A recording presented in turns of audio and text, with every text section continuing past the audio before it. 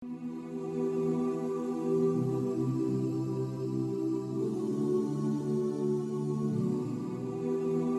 second type of khushu' that is a pillar, it's a must, it's obligatory during the prayer, that if you don't bring this type of khushu', the entire prayer is invalid, and that is the khushu' of the limbs. If this is not achieved in your prayer, the entire prayer is invalid. Al-ulama rahimahumullah have mentioned that moving too much in the prayer without a valid reason invalidates the prayer.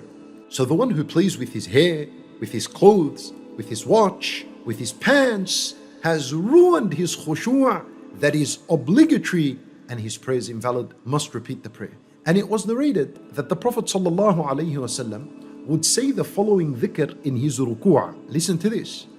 Ali radiyallahu anhu narrated this hadith that the Messenger ﷺ, when he used to go into ruku', after saying Subhana Rabbi al-Azim, Subbuh, Quddus, Rabbul Malaikati wal Ruh, he used to say, Allahumma laka rakat. Oh Allah, to you I bow. Wa laka aslamt, and to you I have submitted.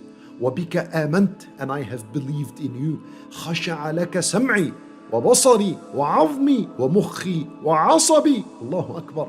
Then the Nabi sallallahu alayhi wasallam would say, Oh Allah, my hearing and my sight and my bones and my brain and my nerves have all submitted in khushu' for you. Allahu Akbar.